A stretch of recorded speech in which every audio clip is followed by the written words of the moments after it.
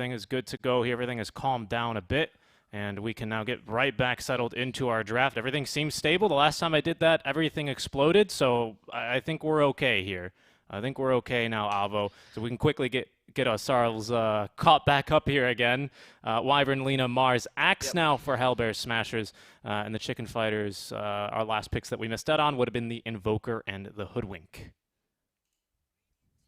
Yeah. All right. So Chicken Fighters, they start out with the DK Phoenix. I think they do enjoy running, particularly the Phoenix. They do love this Phoenix very much. So I'm assuming it's still going to be a pos 5 Phoenix. I mean, honestly, it can be on both. They've even running on 3. I think Shiba used to run around Phoenix back in the day. But with the DK, you have a really nice setup. Hoodwink also helps out the Phoenix a fair amount. You have some good team fight on your supports. You bring the Invoker to it. Actually, very solid start by Chicken Fighters. Both pick-off potential, pushing, just a well-rounded lineup in general.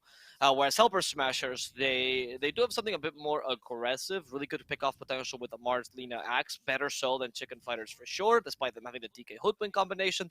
Less push, but I'd say a little bit better team fight, and even team fight that can pierce the BKBs. While Supernova is decent for the most part against BKBs, it's not as good as Berserker's Call for obvious reasons, or as Winter Skirts. So I'm liking Hellbear Smashers. I think they're a bit more specific in what they want to achieve.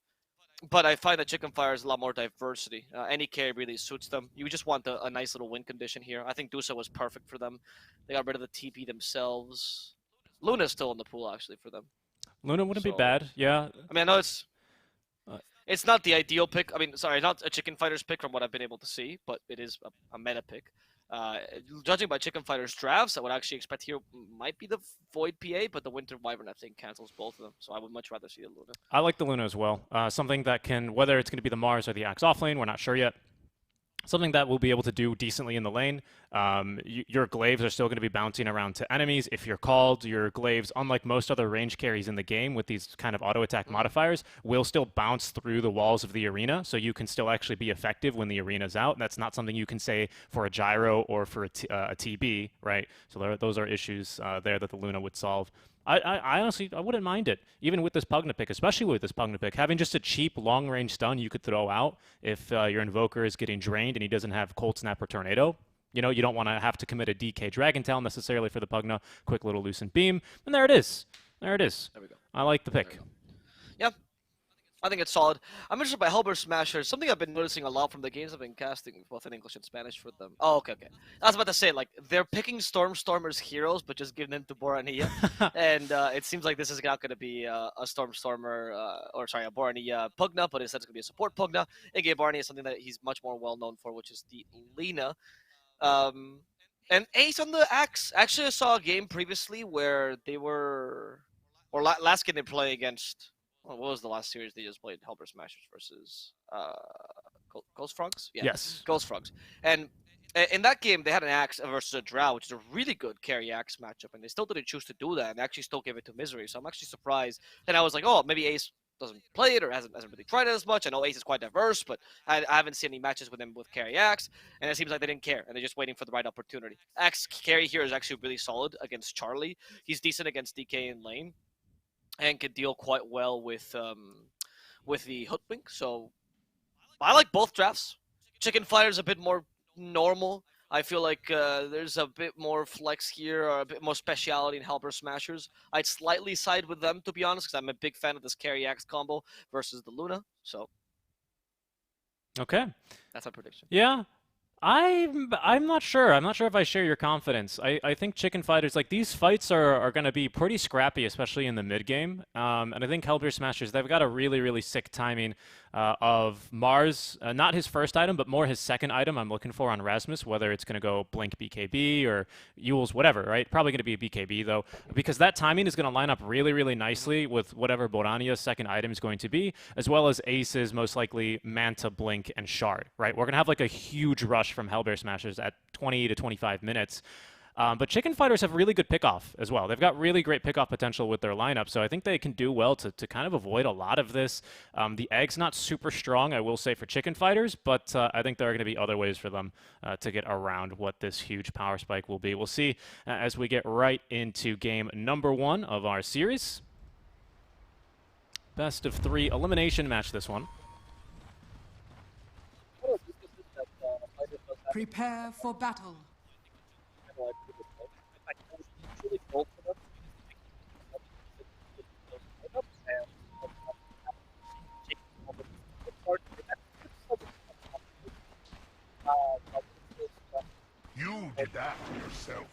A wyvern's breath. What I like about the lineup reliably. DK maybe, and that's only Borania. It makes a lot of mistakes in positioning, or maybe the tornado or the pushback. But again, these are very big ifs. It's not a clockwork. It's not, say, even like something like a storm or a void spirit, something that's like very easy to jump them with. It's something that relies on blink daggers, something that can be stopped by the Pugna. I like the Hellbear Smashers draft in that sense, and you always have the Lina orbital cannon to be dealing damage constantly. 30 seconds to Yeah, I'd agree with you. I would agree with you here. Both these teams, of course, coming off of a fresh win, and of course, ChFighters were able to get what a lot of people are saying was quite the upset victory. I would tend to agree with them. You know, Viking GG cruising through their second season in the lower division, whereas ChFighters finishing last, right? No, it was second last because Hippomaniacs would have been last. Yeah, last. Oh yeah, second last, right. And even apologizing for the performance that season as well. So I mean, I like the talking for the tweet, but else justification for being surprised there. Axe. There's a Light Strike array actually, and that's gonna save Axe there from Surefire death. In fact, Shibe might still be in trouble. That said, though, I do agree that in general, it seems like one bad season happens, and all of a sudden we completely discredit a team. A team that I would say that for the most part, ChFighters is proven players, right? Supreme, ironically, actually used to be with a Hippomaniacs player himself. Incredibly good mid laner. People really praised him when he was back there with Saberlight. I feel like now that they added Pexu and they got Shibe back, really solid little combo here. New 5 was best known for his fame with 4 anchors plus Sea Captain. I think Charlie Dota has always proven to us, particularly with heroes like Morphling on him, that he's just an insane carry. So the team is definitely not a team I would discount ever. It's not unproven people whatsoever. It's a very, very solid team. Like, of the tier 2 scene. Yeah. No, I'd agree.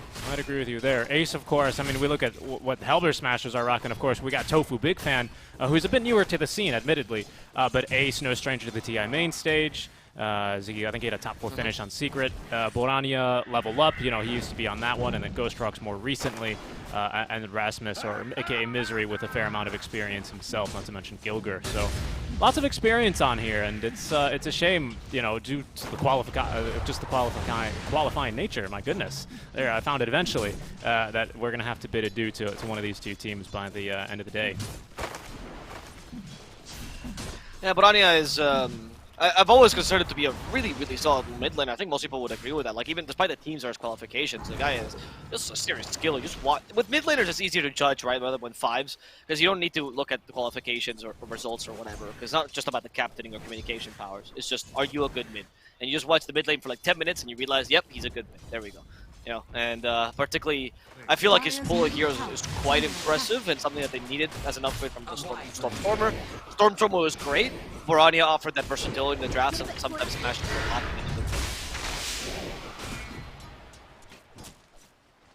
Top lane, Shibe, although he's on the off lane, DK is going to find himself struggling a bit versus this Axe. He can get the denies in. As we can see, he's already up to 4, which is going to hinder the start of Ace. But as soon as now we've got the counter Helix, even all this bonus armor for counter from the Dragon's Blood, rather, isn't going to do much versus all the pure damage that Ace is going to be able to pump through. Tofu as well, just spamming the Arctic Burn whenever it's off cooldown, even getting a couple of denies in here. So lane's not easy for the DK. I have a feeling I've seen this matchup, Axe carry versus offlane DK, a few times, and it's never really the comfortable start that DKs usually get. That's true. That's true. The DK doesn't have the easiest matchup against the Axe. Actually, I think the Axe in general is picked up, or started being picked up much more usually from all regions when they realized, oh hey, it actually is a pretty decent counter to DK, at least in the lane. Very similar to how the TV got picked up. But you never really push him out completely. Winter Wyvern somewhat helps with Arctic Burn, but as you can see, Era can also trade really nicely with Tofu. In fact, Era might just get the kill here. Arctic Burn used. Tofu trying to get away. Little slow. Not going to be sufficient. Oh, they don't have actually the pushback ready. So that slow is going to help him, together with a Fairy Fire, to just barely get out of this alive. Yeah, just that Arctic Burn slow adding up, right? And cooldowns on Bushwhack still a bit longer, especially at all levels, because it only has a 14-second cooldown. Luckily, couldn't imagine that ability with much shorter of a cooldown. First blood is going to happen down bottom as Pexu trying to trade himself with Gilger top lane. Rasmus is going... Oh no, it was bottom. I thought they were going to go top, and they are now, but Shibe slowed, and not enough points here in the Breathe Fire is not going to be able to collect this kill onto Ace. Yeah, I don't feel like Ace needs to push this too much. It's nice to annoy Shibe, of course, but after all, Axe is really good at recovering in the jungle, and if you manage to get a DK a good start, then you're in trouble, because he'll be able to hunt you as well. But, you stay there, you spin, you bother Shibe, but you definitely don't die, you don't get many kills. Especially because you know Borania is going to have a really good game anyway, because Lina versus Invoker is very Lina favorite lane, and also Borania is great. So even though it's Supreme Invoker, I feel like you can trust your Lina to do a lot early, and you don't want Shibe to be able to join them. Era though, they do have a pushback here ready. Oh, they cut the tree. Nice job by Ace. Stop the pushback from coming out. And Ace even thought of killing Era, but maybe they should have thought twice there. As he ends up dying to breathe fire. Not what they were expecting. Yeah, couldn't make it out of there alive, unfortunately. And yeah, speaking of Borania's start, I mean, just look at the amount of money he's already amassed. Quickly switching over to net worth just to see how big of a difference this makes. We're only 5 minutes into the game, and he's already amassed what looks to be about, what, a 500 net worth lead over the Invoker. So we'll go back to net, or to last hits. But a very, very commanding lead already, beginning to set up a couple of stacks. So he's not even forcing this support Pugna, Gilger to Gilger can still be in this bottom lane and keep fighting. And Rasmus kind of needs him here because the Luna lane is hard.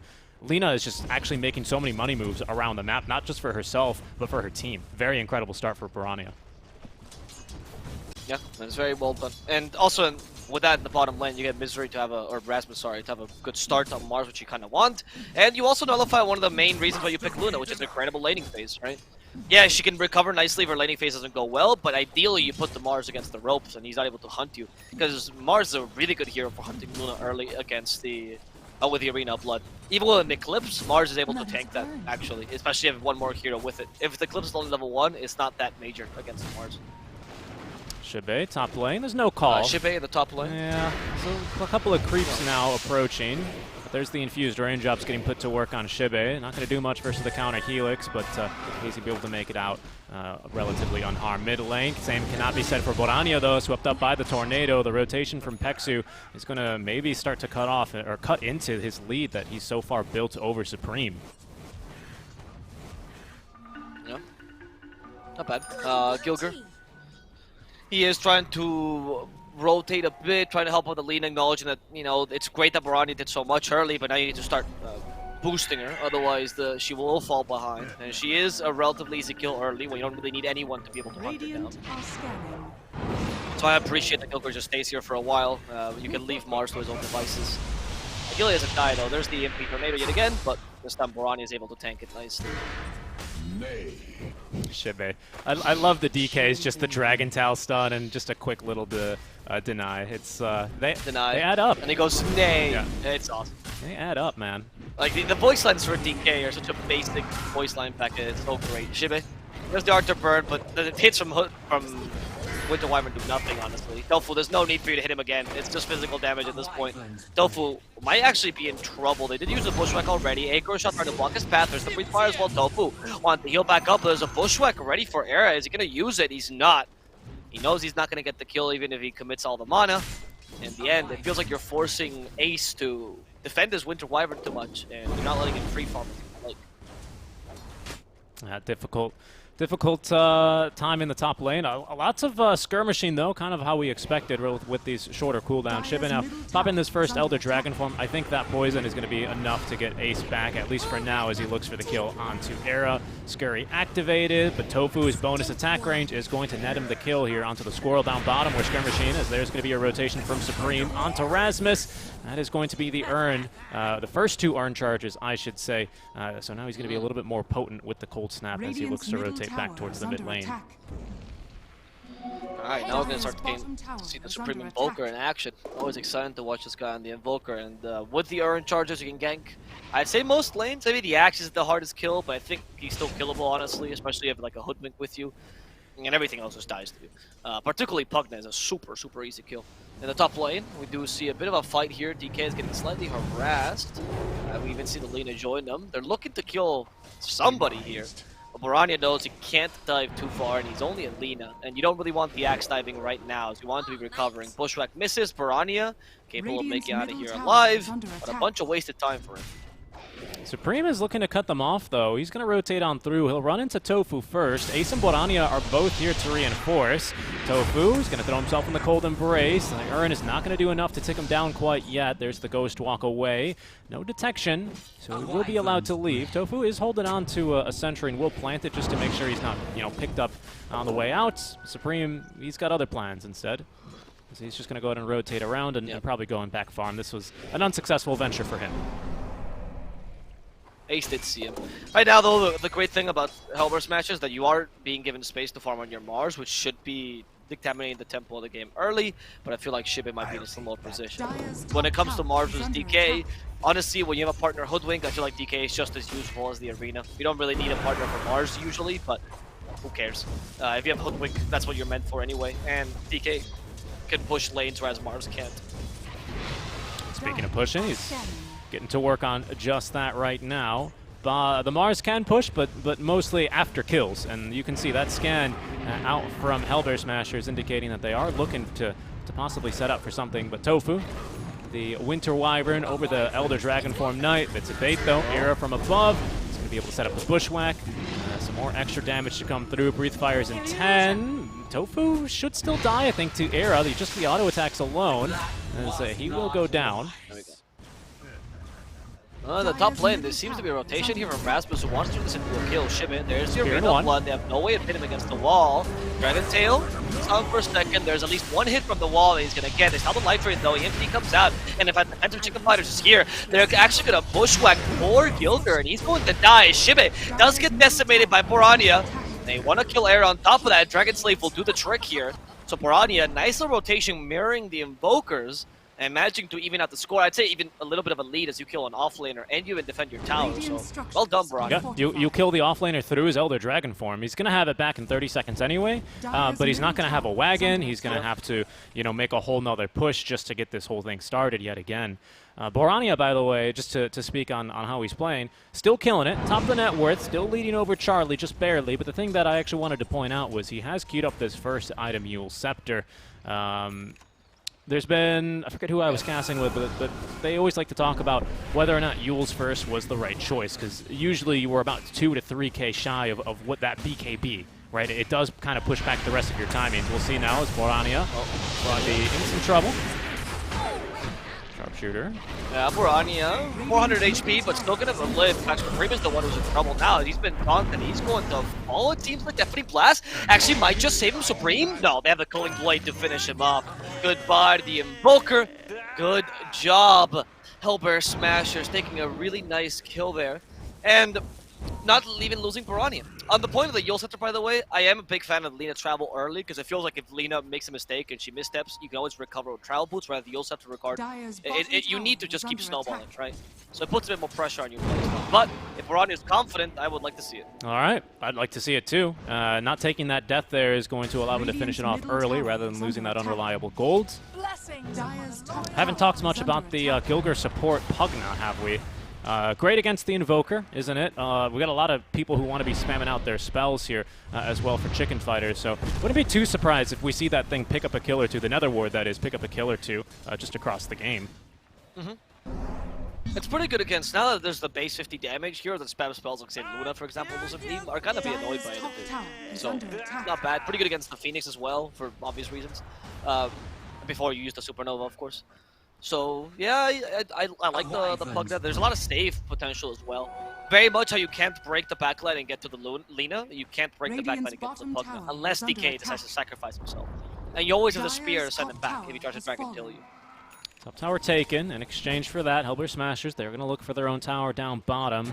ChFighters, though, they can freely TP here. They wouldn't be losing out on the tower top. Pexu with the level 4 Fire Spirits and level 1 Supernova ready to go. He's currently still defending the waves. Rasmus from behind will cut himself on through. Knows he's a hero now because his smoke's broken. Arena ready to go. They're going to have to pin him to the wall or to the trees, and now they have Life Drain on top. Is going to be enough damage to get him killed. ChFighters are going to, it looks like, not look to defend the tower. Instead, they'll just set up in the Hellbear Smashers jungle. As I said, the Fire Spirits cost a bunch of mana, and that means that's a lot of damage. So they're quite happy with this, and now they're able to push without actually needing to rotate anyone too special, right? Mars was already in this lane to begin with, so we can't count that rotation. And Borania and Ace are both farming. They're pretty happy with this. Good usage of the Pugna early. Yes, the Pugna. They're going to be now looking to defend this mid tower, though. Look, mate. Look. Alright, you're gonna make fun of my Spanish pronunciation. It's a U. It's a U. Okay, okay. What is it, a pug or a pook? It's obviously a pook. Elder Dragon form is going to get that fortification out. We already have the vessel completed for Supreme, by the way. I think it's him and someone else always really likes to go for vessel first item on the Invoker. Always really like to see it now that he's at level 10. Picked up that first point in Exhort. We'll see what his next item's going to be here. Sometimes I see bots. Sometimes I see, against TAs especially, we used to see in Eastern Europe a lot of Witchblades to get through refraction charges. Maybe even the Midas. So we'll see here what we can get going. He's just going to continue farming on the mid lane Invoker. Classic, I mean, I think it's offensive to call this a Dendi build because, you know, I don't think the guy invented it, but it is the first time I got to see the Midas straight up after the best. Oh, he's going So, for it. I like it. Yeah. It's a transitional item. You know, actually earlier there was a game where I remember seeing Borania actually go straight Midas on the Invoker earlier today when he was playing against Ghost Frogs. And I was thinking, oh, that's actually really clever because he was up against double the spell. And I was like, there's no point in building Urn this game. And it actually worked wonders. And that game made me reconsider my thoughts on the Midas Invoker. Until now I thought, oh, traditional item, it's fine because you might as well buy it.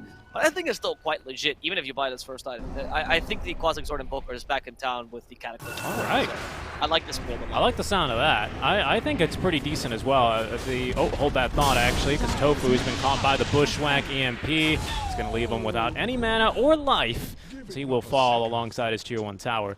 I think it was Rabel who is for Windstrike, who is the Invoker that plays very, very similar to this. The Vessel right? one. The Vessel into Midas, first point of Exhort at 10, starting to play a little bit more active. So that's who I was trying to remember earlier from our Eastern European cast. But Supreme, he's killing it so far as well. Rabel, he sets a high bar though, but I think, you know, in the TI quals, this is the time to be looking to leap over that bar and clear it.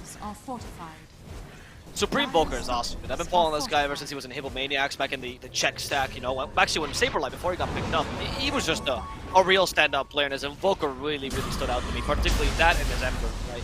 And so I'm really happy to see him do well in these qualifiers. Let's see if he can continue to surprise at the end of this game as the MP hits Mars. Mars actually going to screw Supernova in the face. Well, they break it in seconds thanks to Borania. The Winter's Curse also giving him enough time to actually reset the fight and kill off Supreme. They're going for Charlie next. That Eclipse is not really bothering Ace, and they want to go straight for the tower. As they do so, sorry, that's the Eclipse. Another life There's drain. the Eclipse trying to bother Ace, but with the help of the life drain and the Golden Brace, Ace will survive. In fact, Borania might want to just kill the Luna. Poor Charlie needs to get away. The Battle Hunger is still on him. He's been slowed. The hits is going to finish off Charlie with the Battle Hunger. They almost have him. He needs to heal back up. He needs to hit something. He's actually going to live. Alive. No way. The passive healing too good. Charlie lives with 4 HP. Only 2 points in Battle Hunger. Ace wishing had that extra point as opposed to the point of Berserker's Skull. But alas, I don't think it was the wrong choice. I just think it's those moments which make you regret your skill build. No, of course. I call that 2 life drains in the fight. Gilger, as happy as can be now with the haste, just dancing his way back to base. This is always a very happy Pugna. You just had a team fight where your team did okay, right? Borania really kind of reaching for that kill, right? Trying to get that one almost underneath the Tier 2 tower for the Luna. Unfortunately, kind of getting kited to his death. But a Pugna with very little HP, very little mana at the end of the fight means he accomplished a whole lot. It was a great initiation. Yeah. That fight opened up. A great tornado onto Rasmus, allowing the DK to naturally close the gap and make sure the arena, if it ever came out, wasn't going to be effective. And they thought they just had him killed at the start off the fight. That wasn't the case, though. The life drain healing was just too immense, and they actually had to focus a couple extra seconds onto Rasmus to make sure he could stay alive, and the initiators of ChFighters weren't really all on the same page, so that's what allowed Hellbear Smashers to get off a couple of good pickoffs there and make the fight more or less even. They still get the Tier 1 tower, so at the end of the day, they got what they came for. Now they're going to have to look to defend their jungle, however, as Shibe, Blink Dagger at the ready. There's going to be another kill onto the Wyvern, says he will blink forward, give her the bonk, and another sharpshooter here to pick up the kill. Bottom tower is under attack. I know technically Wyverns aren't dragons, but I feel like Shiba doesn't care. He's been really role-playing to animate dragon They're going for the Wyvern every single time. And that's your role as Shiba. You have to deal with the Wyvern, the Pugna, and the Lina. So hopefully someone can come help you somewhere in between the game and actually join in the fights and jump the enemy. I think Shiba's been doing a pretty good job of stopping this healing, but you have too much of a backline. And with Mars and Axe, that's enough of a front line to be able to deal with the damage that ChFighters is able to put out. I'm liking what Smasher has done. I think that last team fight was actually better off for them if it wasn't because the Luna barely got away. Yep. You know? That kind of like running away like 4 HP with like 20 HP for what, a solid 30 seconds really frustrated them, and it forced them to go much further than they'd like just for a kill. It's so difficult though to disengage and go and say no, we can't kill this Luna when she's like 20 HP left, right? So I get that. It's a hard thing to muster, this balance act of going for some kills while making sure that taking care to not overextend and really open yourself up for attacks, as we see now both teams looking in for an opening as they will smoke up. Razzus leaving them across the river, just going to go out and blindly go on in. Actually, there's a ward here. Allows him to scout the Luna's location. Stunned up now by the LSA. Barania letting it go here with the Laguna Blade. Will be able to eviscerate her. Shiba keeping them at bay as the Supernova looks to reset the fight, but Hellbear Smashers, they might still be interested. Barania is just about living on 10 HP here underneath a ward. The rest of ChFighters relatively healthy.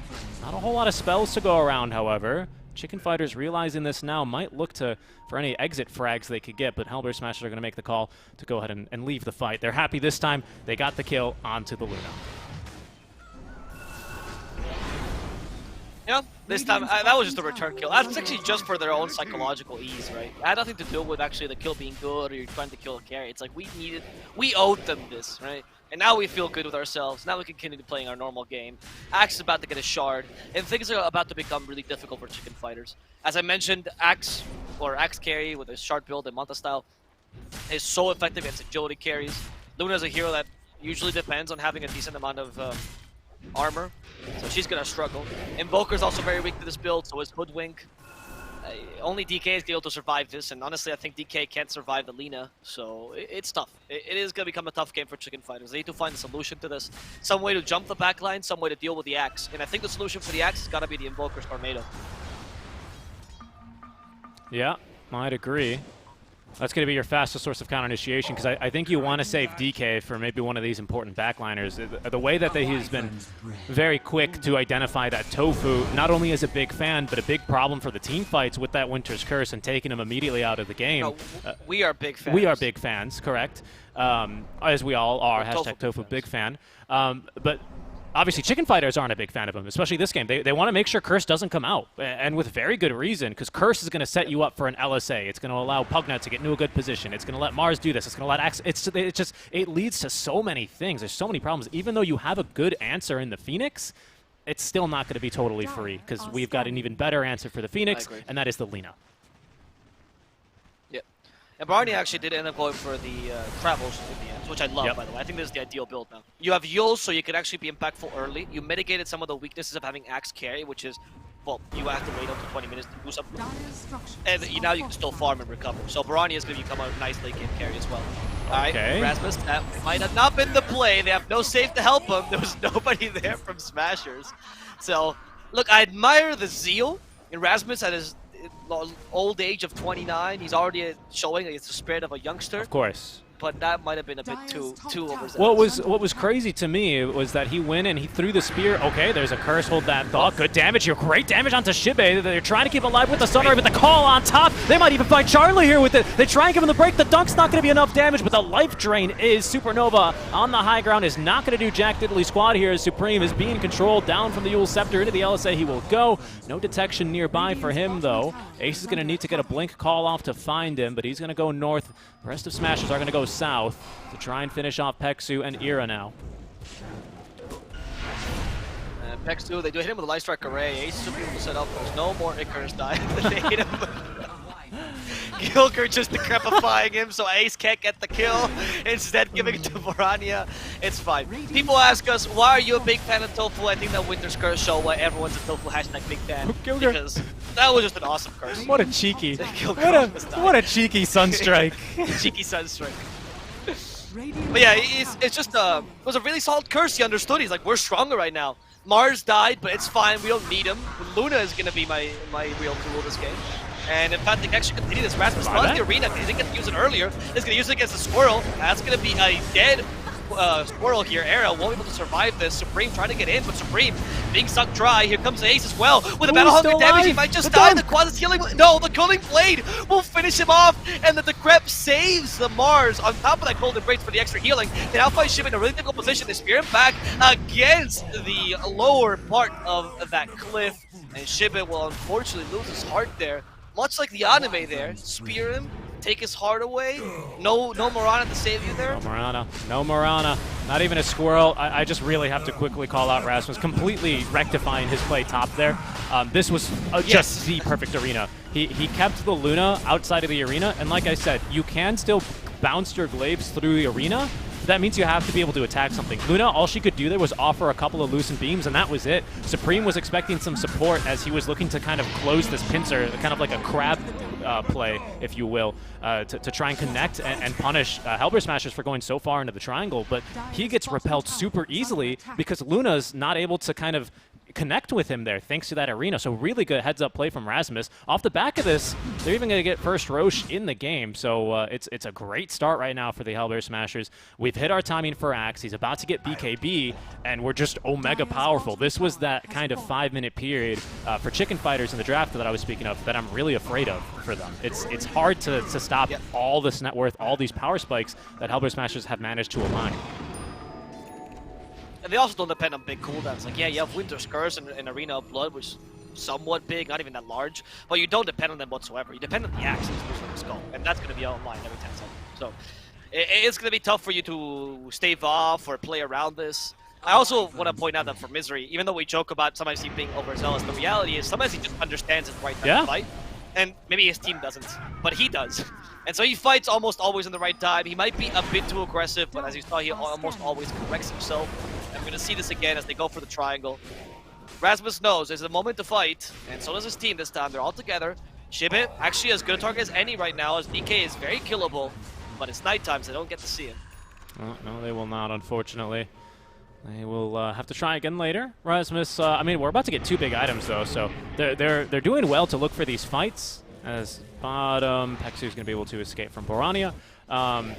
But we're about to have triple BKB on our course, right? Lena's got her. She's already had it for some time, to be honest. We're going to have Axe. Ace is going to finish up his very quickly. Just needs enough for the recipe. And I believe Rasmus is, yeah, he's actually in the same exact spot. So we can get this triple BKB timing. We can easily force one fight or take both tier 2 towers remaining with Aegis and triple 9-second BKB. You're not scared of Luna anymore. You're not scared of Invoker. You're not scared of Fiend. Like, what do we do? What do we do for ChFighters? I think ChFighters, they need to go now. They need to try and find an opening before this triple BKB timing is up, because I don't know what they do if they're just going to be trapped on the high ground and starved off of all the farm. They still need more farm for Supreme, mostly experience. He's almost there, but he's still kind of paying off this Midas. I actually agree on that point, because right now, if you have the full information of the map, you are aware that Hellbear Smashers are trying to get these BKBs. And that means that you know that they're going to be spread out around the map, trying to maximize the resource, right? The resource acquisition. Of course. Which means that you know they're going to be spread out, so you can actually go and hunt them with DK or Hood. But that information is very available to us with all the information that we have, not as easy for the ChFighters. And I think that's what's leading them to not make this choice yet. They're trying to force a fight here while they have the high ground advantage. It's a good idea, but maybe not the best if they knew what's happening right now with Smashers, which is them just trying to reach the next power spike. Exactly. I'm going to use like a chess term. You know, it's a gambit. Chess is real big on Twitch. I think a lot of people will know. Not the Queen's gambit, just a regular gambit, which means usually you sacrifice a piece or make a risky play in exchange for positioning, right? I would say, and you can decline these, basically, right? And I'd say that Hellbear Smashers, they have the option of playing a quote-unquote gambit by, like, really pushing all these tier 2 towers, forcing a fight, but they're going to decline. They're not going to go for it. They want to get these BKBs up because they can feel like with positioning, they're going to be ready to go. Now we've got one BKB for Ace ready to go, and there's a great jump onto Pexu. They're trying to hold him down with the push by Pexu. He only flew a little bit away. He's still caught in the arena. Oh, no. That caged bird is not singing any longer, Avo, as he was going to be taken down. And that's going to give a big opening here for the Smashers. Dead for 60 seconds. Yeah, he's not going to be laying any eggs. Nope. He's not going to be turning into one either. Nope. It's just going to be a dead Phoenix straight up.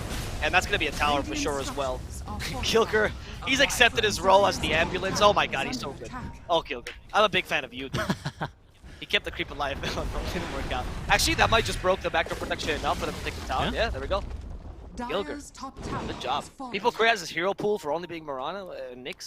I will say Gotta watch his they puck. did just passively lose their top lane, their top 2-2. Sorry, so you know that's not it's not That perfect. that does not It's not matter. perfect. Let's not concentrate on and that. genuinely, actually, I don't think it does matter. I don't think Hellbear Smashers are too interested in ever going back into their jungle for more than 5 minutes, 3 minutes even, right? That's true. Basically, the one Roshan respawn period, as this Aegis is about to expire here in 27 seconds. After that, they just want to keep the pressure up. They're totally happy with how this is going. Heck, they'll even take a fight without Aegis, because guess what? Now we have our triple BKBs ready to go. What are you going to do? Run at us? You're going to try and eclipse us? I don't think you are.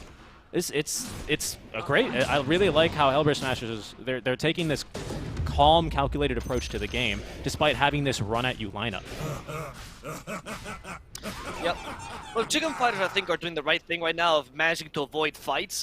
It's the best thing you can muster until you get some big items. I think the Trial Boots and Supreme will help up as well to be able to push these lanes out Dyer's and top everything. tower is But to under me, attack. the turning point for Supreme, or in general for ChFighters, might just be the Cataclysm. You know, to punish those cold embraces, to be able to put or kill the Pugna in general, or the Lina, especially if you just initiate with Dragon Tail. The Boots of Travel are a means to an end, which is you push out the lanes so you get more time so you can actually farm the Ags. I'm okay with it, but it's not until you get the Ags that your game solidifies again. Yep. We almost have, we've got one BKB here first for the Invoker. I think that's the right move here. But at the very least, we do have Supreme Invoker. You know, when you do get the early points in Quas and Wex, you're pretty sneaky. You can move around the map. You have a bit more freedom of movement. And because you were able to get that Tier 2 tower basically for free, we saw he was doing a great job of just relieving as much pressure as possible. I'd be really interested to see now how Hellbear Smashers are going to be looking to play this Roshan period. It's going to be up as soon as in 2 minutes. Could be an additional 3 after that. But they have not all of the items they could ever want, but I think they're at a really key point here where they're really strong. They don't really care about the Luna's magic damage, but we're quickly reaching that point where the Luna might have enough physical damage to kill you through the BKBs. And that's where my concern comes from here, Avo. I'm not sure if maybe they're playing a little bit too lax now. No, I don't think so. I think the Axe burst through Luna, Okay. honestly. Okay. Like, I think Axe is like a paper cutter, Luna's origami. It's just going to deal with her so easy. You know, you deal pure damage. you don't Luna cut has 2K origami. XP. You fold it. No, but in this case, you're going to cut Okay, it. you're gonna cut it. Okay, this is You know, Spanish tear origami. right I got through it. I got it. I got it. Exactly, that's what we do. I just feel like the Luna's just not a hero that can deal with a carry Axe. Most agility heroes actually don't do well. I feel like for some reason there's been this narrative, I guess because Axe always was an offlaner, that he's a good hero in the early mid game and then falls off.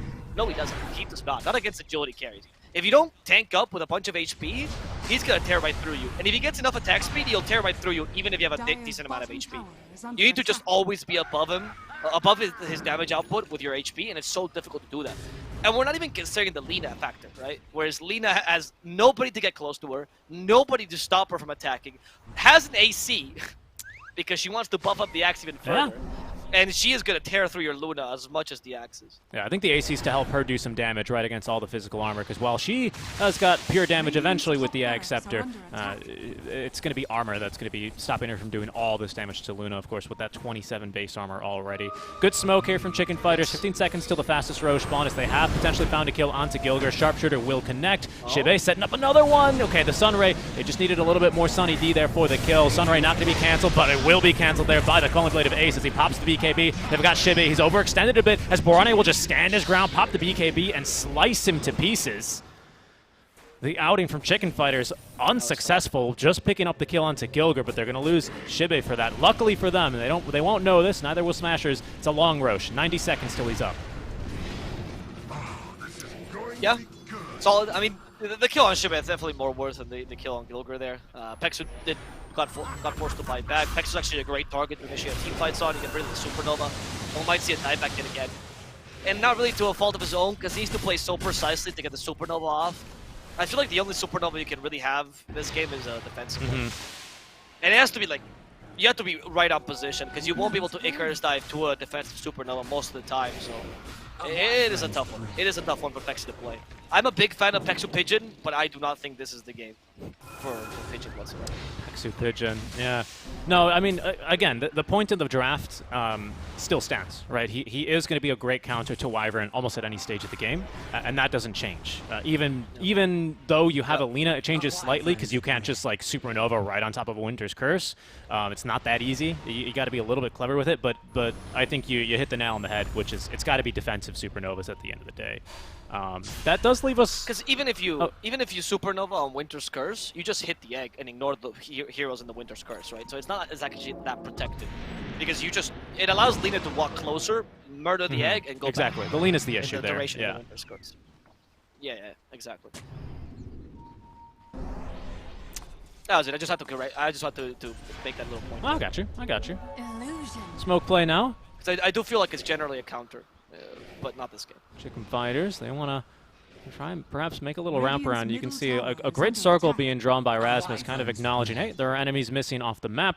We have illusions casually cutting all of their waves because Axe is a very balanced hero. And let's just go ahead and fortify in their triangle. Let them come to us. Roche number 2 is now alive. SeekNStrike is going to scan that one out from Supreme. Radiant's middle tower. They have is managed to under sneak attack. around here into the Hellbear Smashers jungle, but I think they're going to be forced back here eventually because all 3 waves are shoving in pretty far, top and mid lane already at the tier 3. Yeah, it's tough to cut lanes against the Axe for this very reason. Like, you can't even kill the illusion in time before he destroys all your creeps. Luna is a good answer to this, but you have Gilger on the enemy side who's very good at dealing with the Luna illusions himself. So no ghost pushing from one of the teams. The one doesn't have an advantage. There's a shard on this shot. They're going to detect it. But I don't think... Luna's a bit too far. I don't know what Hellbear Smashers can... I mean, they're going to smoke in. They're hoping to fight. They do have a Supernova. And Smashers like, yeah, we're not staying here any longer. We're going to the high ground. We're smoking up to it. We see Shiv. Shiv actually stuns out the Winter Wyvern. And there's a Supernova in the middle of it. They gotta destroy the egg. They should be able to. The Supernova just gets destroyed in a matter of seconds. Ace even catches up with Luna. And he's just spinning to win. Lightstrike Ray won't actually hit her because she has BKB. And in fact, Ace now in trouble. Use the arena to get away. No more BKB for Charlie, but Rasmus might still be dying. Saved by the Grip. In comes Borania yet again. In trouble though, as Borania against 3 heroes, surrounded and killed. Borania will fall. Gilger trying to get away from Shiva will succeed in doing so as the Axe trying to do the same thing. Ace does have the boots of travel, she's able to TP immediately. Wait, Luna's in trouble? Well. In fact, actually continuing the fight. Yeah, Borania came back, just able to kill Charlie, but Charlie's still alive, fighting against Misery, and Rasmus is going to die. The Satanic keeping Charlie alive. Gilger, regretting ever trusting in his teammates, deciding to go back home. Hopefully he doesn't die for this, but I don't think he has a choice. Shiv is chasing after him. There are the TPs. Gilger's like, guys, you better save me. I died for you guys. He did die, but is he going to accomplish anything with this? He might get a kill on Shiv as a result. Yeah, they missed the call, but it doesn't seem to matter too much. Lightstrike will hit, and Borania will do the job that Axe can't, as Shiva does die. Charlie, however, still dangerous. Rasmus comes back in, just for no reason, really. Rasmus run away. Rasmus is almost dead. Berserker's called. No, even with a big knee, he's going to fall. But Supreme and Era dive together with them, and Ace is starting to spin again. This team fight was so long. Charlie got his BKB back up together with Ace. But this time Ace is manning up. He knows he can beat the BKB Luna, and he's going to succeed. Borania is so angry, he Laguna plays an illusion just for the heck of it. Mate, that fight was approximately 2 minutes long, as I recall. I love this. This is pretty good Dota between the two teams. They're just the back and forth here, recognizing the strengths and recognizing a major strength right here is ChFighters. Everyone, I believe, on ChFighters has bought back. Quite literally, everyone has bought back for this. 4 heroes alive versus the 2 of Hellbear Smashers without BKBs. Yeah, we got to do Roshan right now. In they go. Aegis number 2, usually the game changer, is going to be theirs after a long, arduous fight that I would say they win. It was really all about that second Roche, wasn't it? Yeah. I think that, I don't know. The Roche is a win, but I would say that before the Roche, Hellbear Smashers won that, to be honest. I feel like the Axe survived, and he managed to kill Charlie over the end. So, I'd say it was a win for Smashers before the Roshan. Okay. Maybe with the Roshan, you can argue ChFighters got the better part. You forced a bunch. It was so confusing, honestly. There were so many buybacks and so many TPs that I wasn't really sure about in general. Yeah. So and actually, in general, Misery, I wasn't sure about him the whole fight. It was a tough one to follow him around. Let's just recap real quick. Everyone died except for Axe. Everyone else except for Tofu that died, bought back, right? And that's where we're sitting at. Really? What? No, Charlie didn't buy back. Charlie did buy back. Charlie didn't buy back. Did he? Otherwise, I mean, he bought back in the last minute and a half. I don't know on any other big event that happened. Oh, that's a big event that's happening, though. Sunray's going to try and keep him topped off. Oh, they're actually going to look to turn now. Ace hit by the cold snap. Gilger will be able to force him away. Oh, there's the flicker. Oh, flicker. There's the flicker. No. Guys, GG. Don't even watch this game any longer. Smashers won. Whoever gets flicker wins the game. We know this. It's against an Invoker as well. Like, come on. Supreme is probably tearing his hair out right now after seeing Well, there's a chance. What do I do? How do I stop? ChFighters might have a flicker as well. They have to still drop 2 of their own neutral items. Oh, but Charlie, he's underneath the ward. He's got the back into the rest of his team. Charlie. Okay. Charlie. Jimmy walks in, activates the BKB. There's the arena. Blood hits nobody. Rasmus actually Great in trouble. supernova. Yeah, this time might complete. Winter's Curse to reset the fight. Misery might still be in trouble. Morania helping him out. Light Strike Array, but there's just no damage. Rasmus, for now, manages to get away. Bushwhack, but Berserker's Call saves him. Ace with a flicker. Charlie just trying to fight against Morani alone. It seems like Shib is going to be the first target middle with Rasmus, so the offlaners will die first. Always go for the tankiest heroes first, they say. Gilger? As Gilger might be suffering. He has no flicker, no way to dispel this, so he's just going to die to the Cold Snap plus Vessel combo, and a bit of extras there. They want Tofu Big Fan as well, but they're not going to be able to catch him. So in the end, it's going to be an offlane exchange with a Pugna to go. Pugna to go, please. Thank you very much. One for the road. And that is going to possibly ChFighters looking to go up high ground. They know that Rasmus, as well as Gilger, are going to be without buyback. They don't have Shibe. They don't have really the tank that they want. But arguably at this stage now, Avo, 3200 HP with the miss rate. Oh, you're quite tanky, but not maybe tanking up for the Axe. Great counter initiation there off the Tornado. Satanic activated, lifted by the Yule Scepter of Borania. Ace trying to be kept alive through the Cold Embrace, but they've murdered him. The double tips coming through, as he was not allowed to get any attacks off through the Cold Embrace. That all started from a great Tornado from Supreme. Charlie, on good HP, does not have Satanic anymore, but still has Aegis. I don't think they can really kick him off the high ground too easily now. That was actually really cute, because you can see the core thinks that who messes up was the Axe, and then the support thinks who messed up was the rival. You know, you can tell the recognition of each other's roles there. Charlie producing so many illusion now with Illusion Escape. Not a bad item, mind you. Not at Flicker level, but honestly for a Luna, this is pretty great. And now I feel like we've gone to the threshold where the Luna is tanky enough to deal with the Axe Initiation, and she's been using a power spike we didn't really talk about earlier, but that's been vital, which is the Butterfly, right? Axe doesn't usually go for MKB. Illusions don't get that benefit from the True Strike. So that means that you're missing a lot of spins. You're not getting those spins if you're missing those attacks. You're missing actually a lot of damage in general. Yep. So Butterfly has been really well utilized. Very sneaky here for Charlie. And it's been difficult for Hellbear Smashers to deal with him. In fact, I think we need an MKB on Lina. She's going for one. She is going for one. Do you think that MKB is going to be enough? I was thinking maybe Bloodthorn against Manta, though, and Satanic, and yeah, maybe not this late. Man, that's the thing. I feel like Bloodthorn is... This is welcome to the segment of the game where I complain about how Bloodthorn is just a bad item, and it's so niche that I barely see it get picked up anymore. Like, I feel like this should be the game where, like, Bloodthorn is the answer to the late-game Luna. It's already expensive enough, but no. It's just dispelled by everything in the game. I don't know. That's my gripe with the item. But you're totally right about this. It's wise of you to acknowledge this. It has been a big problem. MKB now for Lina, as it's now Borania's turn to step up to the plate and start really dealing the damage here, right? We can no longer really rely on the Axe for the damage. The lockdown still persists, still extremely valuable, and if he can make sure that that Luna's able to attack, he's still be able to proc spins normally. But like you're saying, with the Manta style, looking for the attacks when they do miss, you don't already get to you don't get the chance to spin off of those. So that's where the issue's coming from. Yeah, so I like this. I think it's the MKB is just a necessity, because Lina was also a lot of supplemental damage, and they've been able to deal with her nicely to a degree. I find that Pugna's healing might have reached the peak, maybe 5-6 minutes ago, where you just don't heal as much anymore. He didn't go for Holy Locket, mind you. I don't think it's that great on Pugna. In general, you want to stay alive, but now you've been able to catch these guys out. You've also been making really chaotic team fights if you haven't been able to notice that, so that's been a benefit to ChFighters. Because their only team fight that really needs consistency or needs like a more stable fight, you know, in positioning, is the Phoenix Egg. But it's useless. So why would you ever want a consistent team fight? You want as much chaos as possible to make sure the calls are only on a single person ever, to make sure the Pugna doesn't know where to go or who he's protected by, to make sure Wyvern always doubts if his cold embrace is the right target or not. Not very true. What surprises me this game, Alvaro, is I was just looking at Supreme because I was going, man, he was casting a lot of spells more than I thought. He's got Octarine. No, he's got Quickening Charm, so I got that one right. I thought for sure this was the game to go for this Tornado cooldown talent, especially seeing as how powerful it was there for the Axe. I don't think you necessarily lose the game if the Tornado is not ready for Charlie, but I think you lose Aegis in that sense.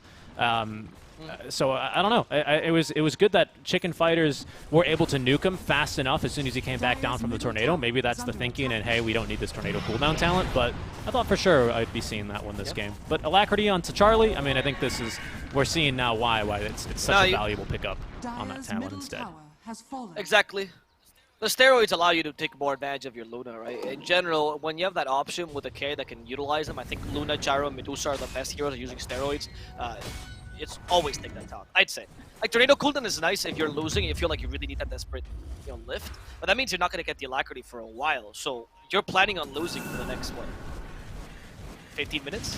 Yeah. That's not a good I mean, that's fair, but I'd also say it's you're planning on getting initiated on. Because even when ChFighters go up to the high ground, they're not really looking to pick fights. No, I agree. Right?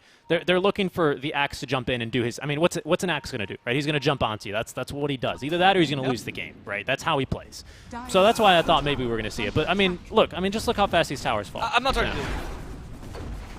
I wasn't trying to flame you that comment. I was more saying, like, I like Charlie's idea that eventually we're going to have to win, and we might as well try to do it now. I like it. He is a strong case still. He can still be bursted down, though. Oh, that's a good position by Era. Winter's Cursed. They missed the spear. Charlie. Oh, the BKB. They missed. Well, I mean, the BKB just saved him, actually. They hit him with a Berserker's Call, but they just don't have enough damage to kill him. Charlie's going to survive. The Satanic Supernova is not being broken this time, and Rasmus has stayed behind. Orania also. Orania trying to man-fight the Luna, but Laguna Blade was used during the Big call. There's a beautiful call onto 5. Big call with 25 talent, but it's just not enough damage. Charlie's not dying. In fact, who might be dying instead is Borania. Borania with a little Stormcrafter might just save himself. Sunstrike misses. Borania's being healed. They have the Dragonfire, everything to kill off Borania. Rasmus dying in the backline. Borania lifting himself up, down, finally underground. They kill Borania, take him out, and now Hellbear Smashes only has 1 core left. A little piggy Winter Wyvern will be the final kill for ChFighters. And Hellbear Smashers, they're not going to be able to fight this without their Lina. The Axe is not strong enough. He's fallen off indeed. And Luna with steroids is just too powerful. The reason I say is we missed the spears because the Winter's Curse had her ready to go. You know, you come out of Curse into the spear immediately, but it was just late. Right. It was just late. It never came. And Axe was expecting it. He didn't go for the call, I think, for that reason. I think there was just a bit of miscommunication on who is locking down this Luna, because after their curse came through, they weren't ready. Now Ace is going to go on in. BK beat up. Big damage onto Supreme. Needs to get a couple more spins, and now we've got the dunk. Charlie is getting the damage in, but he's also taking quite a hit as a result. Satanic already uses Borania now. BKBing up. Going to try and get this kill onto Shibe. Forced back by all the Moonglaves, as there's going to be the Sunray out from Pexu to keep everyone topped up. Force Staff is going to be out for Borania as he's going to lift himself up underneath his tier 4 towers. Ace looking to go back in. Can't get the call off. Cannot get the call off. Stunned to the life drain, and now the flicker. Getting him out of dodge. Oh, what an item. What an item, Avo. Maximum range. Max range flicker. Come on, Ace. Ice Frog, you can just give him the win. You don't need to do this to him. Oh my goodness. ChFighters, they're actually leaving because they're so frustrated because the flicker has nothing to do with them actually needing to leave. They're just done. I mean, clearly you can see they do have the damage. It's just, they just need to coordinate the fight properly, and I think Fire has been really stopping this. I really want to highlight Shiva's performance. His DK Dragon Tails has been stopping any sort of follow-up. Honestly, most of the heal. Fire has been playing a really good mid game here. They never lost track. They played a bit defensively, and it showed that they just trusted their Luna, and we mishandled it. It's true. We didn't. At least I didn't give enough credit to the Luna into the mid late game, and she's just demolishing. See, and that's what I mean. That's why I brought it up, right? Just to really set you up for failure. That's what I'm here for, Alba. Don't worry, I got you. I'm always here Thank you. I know, to let you down. As now we're gonna go for a Look, I like my words. Okay. All right, I'm gonna eat them every day. I'll spend the whole day eating them. They taste nice. Well, Luna's going to spend a whole day eating these axes as Rasmus closes the gap. This time we got the pin to the trees as we have now popped Pexu's Aeon Disc. Laguna Blade, everything out for Charlie as he will pop the BKB. Satanic now trying to get in the damage. Ace is going to go ahead and turn around, get him with another call. We need a dunk to come through for the kill. LSA, the curse, stopping Shibit from counter-initiating. It also catches Supreme in the meantime. Double buyback out from ChFighters as now Ace, who's dropped, he's going to buy back. He's going to have to TP all the way back in, though, with the BOTs, but Piranha's in trouble. Ace cannot make it in time. Oh, but no, just kidding, actually. He's already back on the lines as Pexu. Oh, they missed the dunk, though. Charlie finally still looking to get some more damage in with the Eclipse as Ace has just died back. He's gone down. Okay, Ace is dead, Piranha as well. Neither of them would buy back. They'll find Gilger on top of this. I think this is PG, buddy. Yeah, they're not making it out of this one. I love, by the way, the Piranha was so tired of Luna not dying, they decided, I know these arena walls are technically mine, but I'm going to get inside them because maybe it's blocking my projectiles. Like, maybe, just maybe, that's why the Luna is living. I don't know if you noticed that little play that he made, and actually put him out of position because of that, because he was just so frustrated with Luna's existence. Congratulations to ChFighters. They need a solid carry to make this work, and it's exactly what they did. Congratulations. Really, really well-deserved victory. Yeah, they played an awesome game here. Really, really fun fights. Some pretty long ones. As where the Hellbear Smashers kind of misstepped here, maybe didn't acknowledge it, I think maybe waiting for those triple BKB timings and being so patient with that first Aegis, I think we just needed a bit more. I don't think we needed to end the game with that first Aegis, but we just never put any pressure on the Luna, right? She could have gone for whatever build she wanted to, and there's really nothing Hellbear Smashers were prepared to do for it in that moment, right? And I think perhaps that's where they kind of let this game just slip a little bit out of control for them. I think the fact that ChFighters... Oh, go ahead. I was going to say, I disagree with that slightly, because if Piranha decided to go for MKB as opposed to Salkaras to deal with the Luna, and you'd have the damage for much longer, and that Butterfly wouldn't have been even half as impactful. I don't know if she's going to show here that she went for the AC. Yeah. So if you had the Lina as a secondary damage source, the Axe could just need to get those calls, and Luna would have died multiple times. If we added multiple initiations where Rasmus got the spear after the Winter's Curse, or just speared the Luna, because she got their BKB off every single time, which prevented a fair source of damage as well. Right? There were a couple. Look at how long that MKB took to make after that. And when the Butterfly come up, can we see there? And yeah, if I can find our Luna. It came up after the Satanic at 40. There we go. Yeah. A solid like 7-8 minutes where Butterfly was kind of a free item and the evasion was insane, right? I mean, and Axe never made any efforts also to try to counter that. He went for the Scotty as well, which was a good idea to do with the Luna, but again, didn't really count his biggest counter, which was the evasion. I feel like there was some itemization that would have made your window opportunity larger, even if I do think that this would have still happened minute 50 or 60 or so, where Luna just overcomes the Axe's damage. All right. Well, that's I think that's where we'll leave game one. Perhaps the itemizations. Either way, I think we can agree at the end of the day, Hellbear Smashers, strong early game. Stuff happened. ChFighters with some great fights and are able to take game number one out from the Smashers, giving them that 1-0 lead here in round 3 of the TI10 lower bracket elimination match here, guys. On the line, Avo Plus and SeekNStrike on the call. We'll be back after a short break.